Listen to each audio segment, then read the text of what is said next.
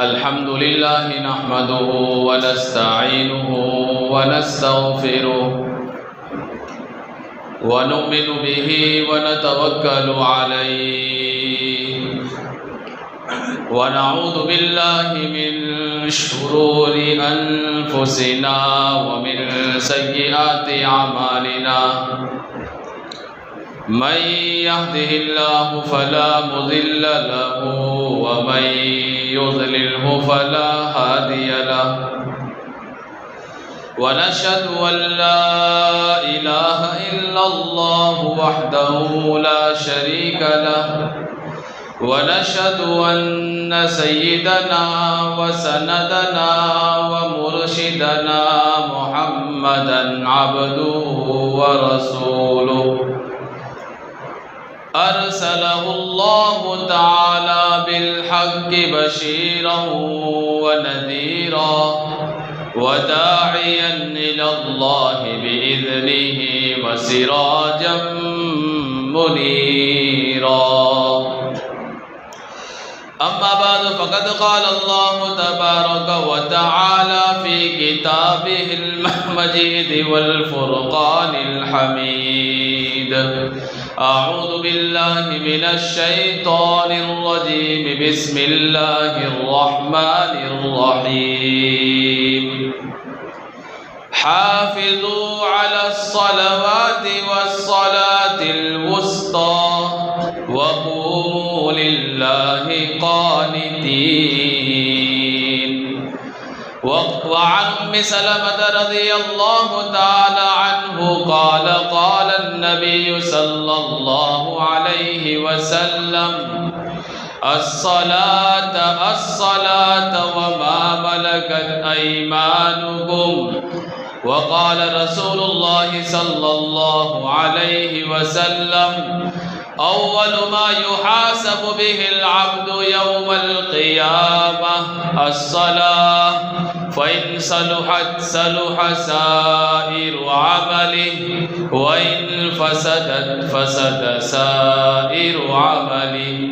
صدق الله العظيم وصدق رسوله النبي الكريم ونحن على ذلك لمن الشاهدين والشاكرين والحمد لله رب العالمين.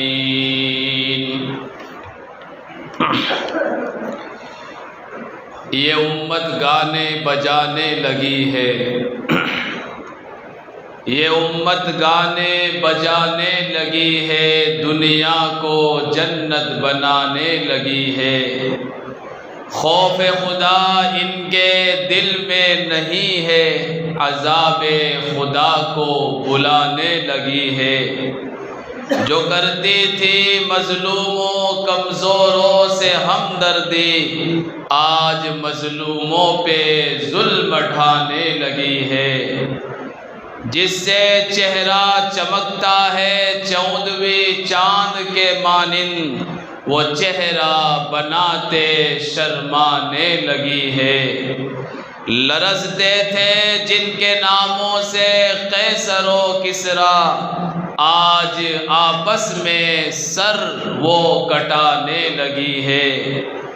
گھومتے تھے جو سر پہ کفن باندھ کر، موت آ کر انہیں اب ڈرانے لگی ہے. دے دے ہدایت اس امت کو مولا، دے دے ہدایت اس امت کو مولا، غیروں کے طریقے پہ غیروں کے طریقے یہ اپنانے لگی ہے. ام المؤمنین حضرت ام سلمہ رضی اللہ تعالی عنہا فرماتی ہے، آقائے دو جہاں سرکار مدینہ حضرت محمد الرسول اللہ صلی اللہ علیہ وسلم کا آخری وقت تھا. زبان بھی آپ کا ساتھ نہیں دے رہی تھی. اس وقت میرے سرتاج میرے سرکار امت کو ایک پیغام دے رہے تھے۔ ام سلمہ فرماتی ہے ہم نے کان لگا کر سنا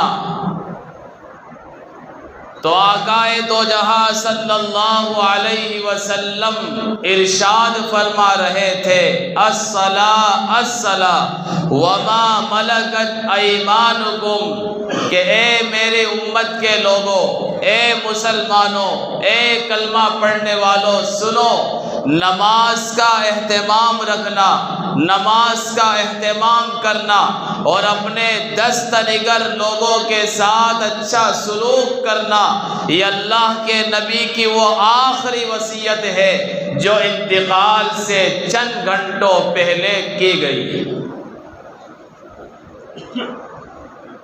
نبی اکرم صلی اللہ علیہ وسلم جب تک روح و صحت رہے، تندرست رہیں، آپ نمازیں مسجد نبوی میں آ کر پڑھاتے رہیں، با جماعت نماز پڑھاتے رہیں، صحابہ آپ کے پیچھے نماز پڑھتے رہیں، لیکن جب جسمانی قوت کمزور ہو گئی، نکاحت جسم میں آ گئی، کمزوری آ گئی، تو صدیق اکبر رضی اللہ تعالی عنہ آپ کے جانشین بن کر مصلی امامت پر کھڑے ہو کر صحابہ کو نماز پڑھانے لگے۔ جمعرات سے لے کر اتوار تک، یعنی مسلسل 4 دن تک آقا دو جہاں صلی اللہ علیہ وسلم سخت بیمار رہے۔ اس دوران صدیق اکبر نے نمازیں پڑھائی۔ اللہ کے رسول گھر میں ہیں، بیماری کے عالم میں ہیں، بخار چڑھ رہا ہے، اتر رہا ہے، اللہ کے رسول فرما رہے ہیں 7 مشکیں پانی کی بھر کر میرے اوپر انڈیل دو۔ اتنا سخت بخار تھا، اتنی سخت بیماری نبی کریم صلی اللہ علیہ وسلم کو لگی ہوئی تھی، لیکن دل کی خواہش اور تمنا یہ تھی کہ مسجد میں جا کر اپنے صحابہ کو نماز پڑھا کر ان کی امامت کرواؤں۔ چنانچہ جب پیر کا دن آیا، پیر کی صبح کو اللہ کے رسول نے کمرے کا پردہ ہٹایا اور اپنی امت کو دیکھا کہ فجر کی نماز کے اندر مشغول ہے، تو اللہ کے رسول مسکرا پڑے۔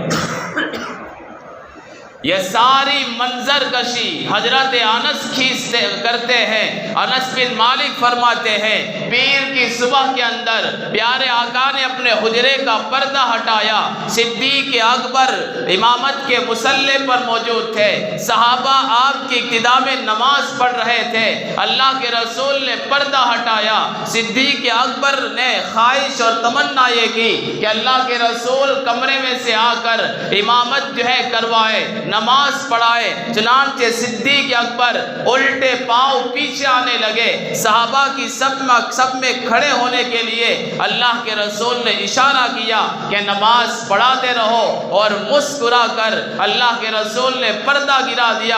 انس فرماتے ہیں یہ منظر اتنا پیارا لگا کہ ہم نماز میں اپنے آنکھوں کی کنگیوں سے دیکھ رہے تھے اور اتنا دیکھنے میں مشغول ہو گئے پیارے آقا کے چہرے کو کہ اندیشہ ہوا کہیں نماز ہی نہ توڑ ڈالے۔ اندازہ لگاؤ پیارے آقا اگر آخری الوداعی نگاہ ڈال رہے ہیں تو نماز پڑھتے ہوئے صحابہ کے اوپر ڈال رہے ہیں، اللہ کے رسول کو فکر آخری وقت میں ہے تو امت کے نمازی بننے کی فکر ہے۔ لیکن آج امت کا حال یہ ہے جہاں اس کے سر میں درد ہو گیا، جہاں تھوڑی سی کھانسی آ گئی، جہاں تھوڑے سا زکام ہو گیا اور سردی ہو گئی، جہاں تھوڑا سا پاؤں میں لگڑا پن آ گیا یا پاؤں میں کوئی چوٹ لگ گئی، سب سے پہلا نزلہ اگر گرتا ہے تو نماز پر گرتا ہے۔ ماں زبردستی اپنے بیمار بیٹے کو کھانا کھلائے گی اور کہے گی کہ بیٹا کھانا نہیں کھائے گا تو جو ہے اور بیمار پڑے گا، پانی نہیں پیے گا تو اور بیمار پڑے گا، بلکہ بیمار ہونے کی حالت میں کھانے کے بجائے دودھ پلاتی ہے، اسے فروٹ کھلاتی ہے تاکہ یہ اچھا ہو جائے۔ لیکن کبھی ماں کے دماغ میں خیال نہیں آیا، اس کے ابا جان کے دماغ میں خیال نہیں آیا کہ سب سے پہلا اسلام کا جو فریضہ نماز کا ہے، لا اپنے بیٹے سے کہوں کہ بیٹا نماز پڑھ۔ امت کو یہ خیال نہیں ہے، صرف آقا اپنی زندگی سے امت کو پیغام دے رہے ہیں، لیکن امت اس پیغام سے جو ہے غافل ہے۔ اسی لیے آقا دو جہاں حضرت محمد الرسول اللہ صلی اللہ علیہ وسلم نے فرمایا جعلت قرۃ عینی فی الصلاۃ، کہ میری آنکھوں کی ٹھنڈک نماز میں رکھی گئی ہے۔ جو مسلمان نماز پڑھتا ہے آقا دو جہاں کی آنکھوں کو ٹھنڈک پہنچاتا ہے، اور تاریک نماز کو چھوڑنے والا یہ نبی کو تکلیف دیتا ہے۔ پیارے آقا کی زندگی کو دیکھ کر صحابہ کے دلوں کے اندر بھی نماز باجماعت پڑھنے کا شوق اور ذوق کوٹ کوٹ کر بھرا ہوا تھا۔ ایک صحابی ہے حضرت اتبان بن مالک رضی اللہ تعالی عنہ، کوبا کے اندر رہتے تھے۔ ان کے مکان اور کوبا مسجد کے درمیان ایک وادی پڑتی تھی، اور جب بارش کا موسم آتا تو وہ بارش سے بھر جایا کرتی تھی۔ ادھر اتبان بن مالک آنکھوں سے نابینا تھے، مسجد پہنچنے میں بڑی دقت اور دشواری پیش آتی تھی، پھر بھی نماز با جماعت مسجد میں آ کر ادا کرتے تھے۔ ایک مرتبہ آقا دو جہاں حضرت محمد الرسول اللہ صلی اللہ علیہ وسلم سے پوچھا کہ اللہ کے رسول، بارش کا موسم ہوتا ہے، اندھیری رات ہوتی ہے، ہوائیں اور طوفان چلتے ہیں، آندھیاں آتی ہے، ایسے وقت میں اپنے مکان سے چل کر اندھیری رات کے اندر بارش کی وادی کو جو ہے پار کر کے مسجد میں آنا میرے لیے بڑا مشکل ہوتا ہے، کیا میں گھر پر ہی نماز پڑھ لوں؟ اللہ کے رسول نے پوچھا ہل تسمع النداء، کیا تم اذان سنتے ہو؟ اتبان بن مالک نے فرمایا کہ ہاں، مسجد قباء کی اذان کی آواز میرے مکان میں بھی آتی ہے۔ اللہ کے رسول نے فرمایا کہ پھر تو مسجد میں آ کر ہی نماز پڑھو۔ پھر کیا تھا، جانثار صحابی نے گھر پر نماز نہیں پڑھی بلکہ مسجد میں آ کر نماز با جماعت ادا کرتے رہے۔ اتنا شوق تھا صحابہ کے دلوں کے اندر کہ میدان قادسیہ ہے، قادسیہ کی لڑائی چل رہی ہے، سامنے ایرانی دشمن کھڑے ہیں، ایرانی لوگ کہتے ہیں کہ صحابہ کے دلوں کے اندر نماز کا اتنا شوق تھا، مسلم مجاہدین کے قلوب میں نماز کا اتنا اہتمام موجود تھا کہ صبح فجر کی اذان ہوئی تو سارے مسلمان مجاہد جو نوجوان تھے اتنی سرعت اور تیزی سے دوڑے کہ ایرانی لوگ یہ سمجھے کہ لوگ ہم پر حملہ کرنے آ رہے ہیں، لیکن وہ تو تکبیر تحریمہ چھوٹ نہ جائے اس لیے نماز جماعت سے پڑھنے کے لیے دوڑ رہے تھے۔ جب سب نماز کے اندر شریک ہو گئے، ایرانیوں کے سپہ سالار رستم نے کہا کہ عمر میرا کلیجہ کھا گیا، یعنی یہ قوم ہمیں ضرور نگل جائے گی، اس قوم سے جو ہے لڑائی کرنا مشکل ہی نہیں ناممکن ہے۔ یہ نمازوں کا شوق اور ذوق صحابہ کے دلوں کے اندر تھا۔ اس سے کہیں زیادہ شوق کی مثال آپ کو دوں، جو لوگ حج کر کے آئے ہیں، عمرہ کر کے آئے، وہ جانتے ہیں کہ عرب کی دھوپ آج بھی بڑی سخت ہوتی ہے۔ مکہ کی سرزمین پر بارش کا کوئی موسم نہیں، پتہ نہیں کب آ جائے، آج بھی وہاں سخت گرمی ہے۔ جہاں ہم طواف کرتے ہیں اس مطاف کے نیچے باقاعدہ ایسیاں چلتی ہے، تب جا کر وہ مطاف ٹھنڈا رہتا ہے، لیکن اللہ کے نبی کے زمانے میں سخت گرمی کا عالم تھا، اور غربت کا عالم یہ تھا، غریبی کا عالم یہ تھا کہ مسجد تو تھی لیکن مسجد کی چھت تک نہیں تھی، مسجد کی صفیں تو تھی لیکن چٹائیاں نہیں تھی، بلکہ چٹائیوں کی جگہ کنکریلے نوکیلے پتھر بچھائے ہوئے تھے صفوں کے اندر۔ صحابہ فرماتے ہیں پھر بھی صحابہ کے اندر نماز کا اتنا شوق تھا کہ اپنے اپنے مکان سے نکل کر ظہر کی نماز جماعت پڑھنے کے لیے چلچلاتی دھوپ کے اندر جب سورج اپنی جوانی کے نشے میں آ جاتا تھا، ایسے وقت میں صحابہ ظہر کی نماز نبی کے پیچھے پڑھنے کے لیے مسجد نبوی میں آ جاتے تھے۔ کنکر اتنے سخت گرم ہو جاتے تھے، گویا ایسا لگتا تھا کوئی گرم کیا ہوا توا ہے۔ صحابہ جب بیٹھتے تھے تو ایسا لگتا تھا کہ گرم توے پر ہم بیٹھے ہوئے ہیں۔ صحابہ اپنے ہاتھوں میں کنکر اٹھاتے، پھونکے مار مار کر، الٹ پلٹ کر ان کنکروں کو ٹھنڈا کرتے، پھر جہاں سجدہ کرنا ہوتا تھا وہاں بچھا دیتے اور اس پر سجدہ کرتے۔ لیکن کسی ایک صحابی کی مثال نہیں ملے گی کہ وہ نماز سے پیچھے رہ گیا۔ حضرت زید بن ثابت فرماتے ہیں ظہر کی نماز سے زیادہ کوئی مشکل نماز ہمارے لیے نہیں تھی، پھر بھی ظہر کی نماز سے کسی نے غفلت نہیں برتی۔ آج میں اور آپ اپنے آپ کو دیکھیں، پنکھے چل رہے ہیں، ایسیاں چالو ہے اور شاندار مسجدیں ہمارے پاس موجود ہے، لیکن پتہ نہیں مسجدیں ہمیں کاٹتی ہے یا ہمارے دلوں میں سکون نہیں ہے کہ مسجد میں ٹھہرنا، دو رکعت سنت ادا کرنا، چاہے نماز سے پہلے ہو یا نماز کے بعد ہو، ہم سے نہیں ہوتا۔ آج نماز کی محبت، نماز کا اشتیاق، نماز کا شوق، نماز کا ذوق ہمارے دلوں سے نکل گیا۔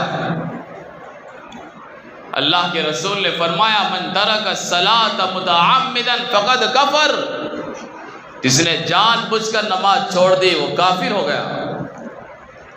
یعنی ایسے کام اس سے ہو جائیں گے کہ آخر وقت میں وہ بنا کلمے کے اس دنیا سے چلا جائے گا، بنا ایمان کے چلا جائے گا، کیونکہ نماز نہیں پڑھی تو کافر اور مسلمان میں فرق رہا کیا؟ یہ بھی کھاتا ہے وہ بھی کھاتا ہے، یہ بھی پیتا ہے وہ بھی پیتا ہے، یہ بھی شادی کرتا ہے وہ بھی کرتا ہے، یہ بھی بچے پیدا کرتا ہے وہ بھی کرتا ہے، اگر اس نے بھی نماز روزہ نہیں رکھا تو اس میں فرق رہا ہی کیا؟ بین العبد والکفر وبین الکفر ترک الصلاۃ، یہی تو فرق ہے کفر اور مسلمان کے درمیان کہ نماز پڑھے گا تو مسلمان ہے، چھوڑ دی تو کافر بن جائے گا۔ کوئی ولی، کوئی کتب، کوئی ابدال، کوئی پیر آج تک بنا نماز کے کیا ولی بنا ہے؟ ہرگز نہیں۔ کوئی کتب بنا نماز کے ولی نہیں، کتب نہیں بن سکتا، کوئی ولی بنا نماز کے ولی نہیں بن سکتا، اور کوئی ابدال بنا نماز کے ولی ابدال نہیں بن سکتا۔ ہاں یہ ہو سکتا ہے کہ نماز پڑھتا تھا تو پہلے گوشت تھا اور اب نماز نہیں پڑھتا ہے تو اب دال بن چکا ہے۔ اب دال تو نہیں بن سکتا لیکن دال ضرور بنے گا۔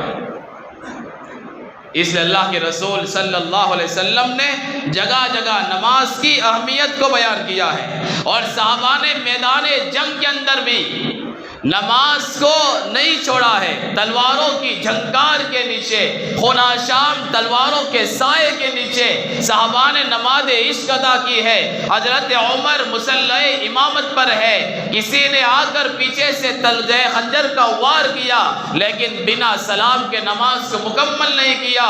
اور ایک بات یہاں پر اور کہوں گا، پیچھے سے وار اس لیے کیا، کسی دنیا کی ماں نے آج تک ایسا بیٹا نہیں جنا تھا کہ جو عمر کے سامنے سے وار کر سکے،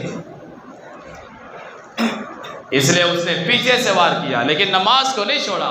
میدان کربلا میں نواسہ رسول نے، حضرت علی کے بیٹے حسین نے نماز کو نہیں چھوڑا، آخری نماز عصر کی نماز ادا کی، خون کے فوارے جسم سے پھوٹ رہے ہیں لیکن نماز کو نہیں چھوڑا، اور ان کا جذبہ، ان کا نماز کا عشق یہ کہہ رہا تھا کہ نہ مسجد میں، نہ مندر میں، نہ بیت اللہ کے سائے میں، نہ مسجد میں، نہ مندر میں، نہ بیت اللہ کے سائے میں نماز عشق ادا ہوتی ہے، تلواروں کے سائے میں۔ اور ایک شاعر کچھ اور کہتا ہے،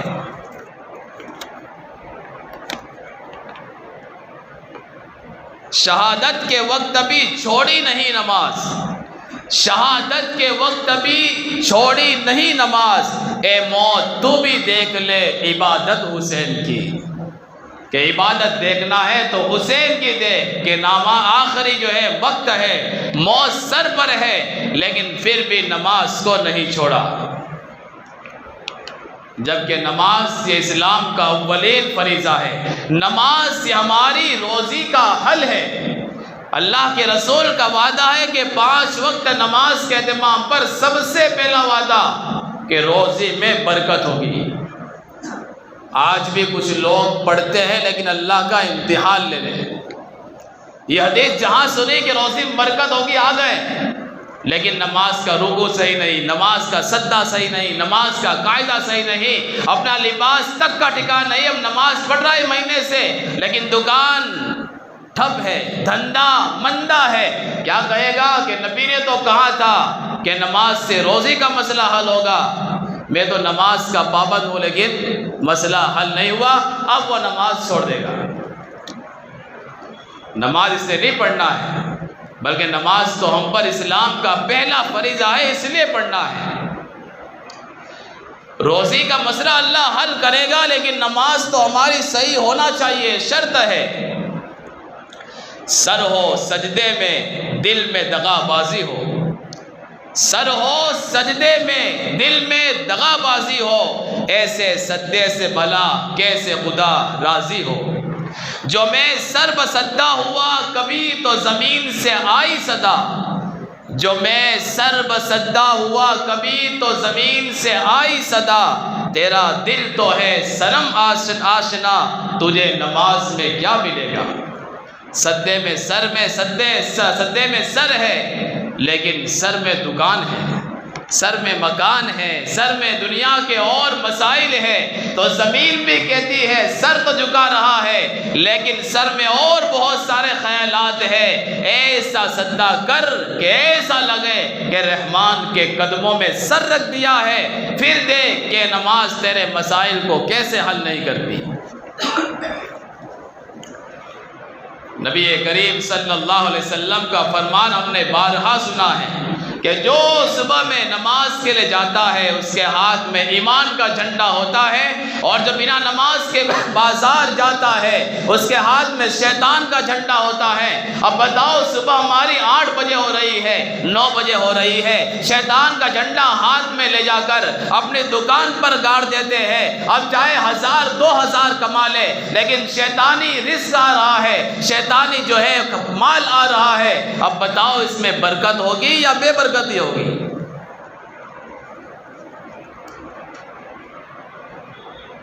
لہذا ہمارے دن کی ابتدا صبح کی نماز سے ہونا چاہیے، دکان پر ایمان کا جھنڈا گاڑنا چاہیے۔ آج ہمارا حال یہ کہ صبح ہم نے 9 بجے کی سیدھے دکان پر، کسی کہنے والے نے سچ کہا ہے کہ زندگی کیسے ہو گئی ہماری کہ 9 بجے دفتر خان، پھر شام کو آیا تو جو ہے دسترخوان، پھر بستر خان، اور پھر آ جاؤ بیگم خان، یہ ہماری زندگی پوری ہو گئی۔ یہ 4 چیزوں کے درمیان زندگی گم رہی ہے، صبح دفتر خان، رات کو بستر خان، پھر دستر خان، پھر بستر خان، پھر بیگم خان، اور بیگم خان کی باہوں میں جا کر ایسے سو گئے کہ پھر صبح 8 9 بجے آنکھ کھلتی ہے۔ نبی کریم صلی اللہ علیہ وسلم نے یہ تعلیم ہمیں نہیں دی، بلکہ یہ تعلیم دی ہے کہ حلال روزی کمانا فرض ہے، لیکن نماز کے بعد اگر حلال روزی کے اندر اذان کی آواز آ جائے تو پھر دھندے کو بند کرو اور مسجد میں آ جاؤ۔ ہم وقت نماز پر کاروبار بند کر کے تو دیکھیں، شاعر کہتا ہے ہم وقت نماز پر کاروبار بند کر کے تو دیکھیں، وہ بند کاروبار پر برکتوں کا دروازہ کھول دے گا۔ کاروبار بند رہے گا تو اللہ تعالیٰ نماز کی برکت سے ہمارے کاروبار میں خوب برکتیں عطا فرمائے گا۔ اور یاد رکھے قیامت میں سب سے پہلا حساب نماز کا ہوگا۔ نماز صحیح نکلی تو باقی اعمال صحیح نکلیں گے. جیسے چاول بنا رہے ہیں، اب چاول پکے نہیں پکے اوپر کے چیک کرتے ہیں، اوپر کے چاول جہاں بن گئے فیصلہ ہوتا ہے کہ پورا پتیلا پک گیا ہے. اللہ روزے سے پہلے، زکوٰۃ سے پہلے، حج سے پہلے نماز کے بارے میں حساب لے گا. اگر نماز صحیح نکل آئی اللہ کہے گا چلو جانے دو. لیکن ہمارا تو پہلا نمبر ہی خراب ہے، پہلا پکڑ دیا، پہلی سیڑھی ہی برباد کر دی ہے جو سب سے اولین فریضہ تھا. اول ما یحاسب العبد یوم القیامۃ الصلاۃ، سب سے پہلی پوچھ تاچھ نماز کے بارے میں ہوگی. آج ہم دین کے نام پر بھی نماز چھوڑ دیتے ہیں. دین کے نام پر عمرے کا سفر کتنا مقدس سفر ہے، حج کا سفر کتنا مقدس سفر ہے، لیکن ہماری نمازوں کا عالم ہم سب جانتے ہیں. جو حج میں جا رہا ہے اسے نماز تک کی پرواہ نہیں، جو عمرے کے سفر پر جا رہا ہے اسے نماز تک کا اہتمام نہیں، اور جو تماشائی لوگ ہیں ان کا پوچھنا ہی کیا. جو دلہا ہے وہی نہیں پڑھ رہا ہے تو باراتیوں کا تو سوال ہی پیدا نہیں ہوتا. اور پھر حرم میں جا کر اپنے ہوٹل پر نماز پڑھ لیں گے لیکن حرم میں جانے کی توفیق نہیں. اگر امام حرم یہاں جائے تو سارا داہود آ جائے گا. امام حرم کے پیچھے پڑھنے کے پیچھے، امام حرم کے پیچھے نماز کی فضیلت نہیں ہے، حرم میں جا کر پڑھنے کی ہے. یاد رکھیں اگر وہاں جا کر نمازیں نہیں پڑھی تو یہ ساری نمازیں ہمارے خلاف میدان محشر میں دلیل بنے گی، حجت بنے گی. یہ ساری نمازیں، سارے عمرے، سارے حج ویرودھی بن کر آئیں گے کہ اللہ کہے گا موقع دیا تھا لیکن سدھرا نہیں.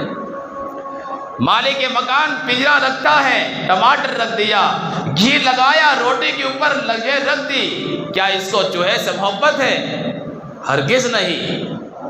کہ آنے دے کم بخت کو، پھر دیکھ میدان میں جا کر کھانسی کے بچوں کو حوالے کرتا ہو، پھر اس کی پچھڑی باندھ کر جو اس کو رپٹائیں گے تب پتا چلے گا کہ گھی والی روٹی کھانے میں کتنا مزہ ہے. اللہ نے موقع دی عمرے پر عمرے ہم کر رہے ہیں لیکن چہرے پر داڑھیاں نہیں، لباس میں تبدیل نہیں، اخلاق ہمارے پاس نہیں. کیا فائدہ ان عمروں کا؟ اس سے بہتر تھا کسی غریب کا گھر بنا دیتے، اس سے بہتر تھا کسی بیوہ کی لڑکی کی شادی کرا دیتے. یہ ضروری ہے. ایک دو باتیں اور جو کہنے ضروری ہے وہ کہہ دیتا ہوں. ایسے ہی جنازے کی نماز ہے. ہم سب جانتے جنازے کی نماز صرف فرض کفایہ ہے. کوئی سماج میں سے کوئی پڑھنے نہیں آیا، صرف 3 لوگوں نے پڑھ ڈالی تو ساری سماج پر سے گناہ ختم. کچھ لوگ پڑھ لیں گے تو کوئی مسئلہ نہیں. اب ہم نے سنا کسی تبلیغ کے ذمہ دار کا انتقال ہوا، میں نے سنا کسی دارالعلوم کے شیخ الحدیث کا انتقال ہوا. اب وہ پتہ نہیں کہاں انتقال ہوا ہے، احمد آباد میں ہے، بروڈا میں ہے، پالنپور میں ہے، پتہ نہیں خانپور میں ہے، کہاں کا. معلوم ہے کہ بھائی 2 گھنٹے کا ہمارے پاس وقت ہے، پھر بھی گاڑیاں بنا کر اتنی دوڑائیں گے کہ مستحب نماز کے لیے ظہر بھی گئی، عصر بھی گئی، مغرب بھی گئی. یہ کون سی عقل مندی ہے؟ یہ سمجھنے والی بات ہے کہ جنازے کی نماز پڑھنا فرض نہیں ہے، مستحب ہے، لیکن اس مستحب نماز کے لیے ہم اپنے فرض نمازوں کو چھوڑ دیتے ہیں. میں بھی تبلیغی، آپ بھی تبلیغی، ماہانہ جوڑ ہمارے یہاں ہوتے ہیں.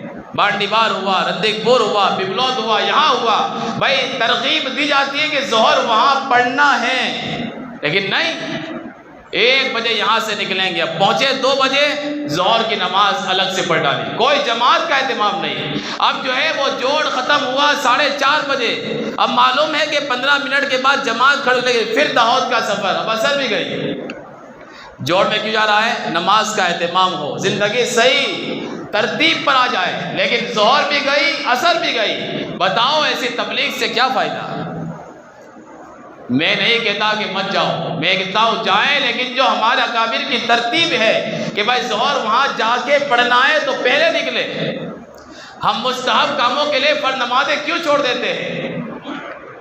ایک الگ بات ہے، یاد رکھیے، الگ بات ہے کہ آدمی شادی میں لگ کر نماز نہ پڑھے، کوئی مسئلہ نہیں، لیکن دین کے نام پر نہ پڑھنا یہ تبلیغ کی بدنامی ہے، یہ دارالعلوم کی بدنامی ہے، یہ مدارس کی بدنامی ہے، یہ علماء کی بدنامی ہوتی ہے، یہ دین کی بدنامی ہوتی ہے کہ لبادہ دین کا اوڑھ رکھا ہے اور اندر زندگی میں فرض نمازوں کا تک اہتمام نہیں۔ اس لیے عزیز بھائی اور دوستو، زندگی مختصر سی ہے، بس دو باتیں کے اندر یہ زندگی ختم ہو جاتی ہے، نماز، دعا۔ نماز اور کفن، دعا اور دفن۔ نماز، دعا، نماز، کفن، دعا اور دفن۔ مر گیا، غسل کیا، نماز پڑھی، دعا کر ڈالی، کفن پہنایا، پھر جنازے کی نماز جو دعا ہے وہ ہو گئی اور اس کے بعد دفن کر دیا۔ تو نماز اور کفن، دعا اور دفن، یہ زندگی تمام ہو جاتی ہے۔ اور کسی نے سچ کہا ہے کہ زندگی اس اذان سے شروع ہوتی ہے جس کی نماز نہیں، اور اس نماز پر ختم ہوتی ہے جس کی اذان نہیں۔ یہ ہماری زندگی ہے۔ اللہ سے دعا ہے جب تک ہمیں زندہ رکھے، ہمیں 5 وقت نماز کا پابند بنائے، اہتمام کرنے کی ہمیں توفیق نصیب فرمائے، اور مسجد میں آ کر تکبیر اولیٰ کے ساتھ، جماعت کے اہتمام کے ساتھ ہمیں مرتے دم تک نماز پڑھنے کی توفیق عطا فرمائے۔ آمین وآخر دعوانا ان الحمد للہ رب العالمین۔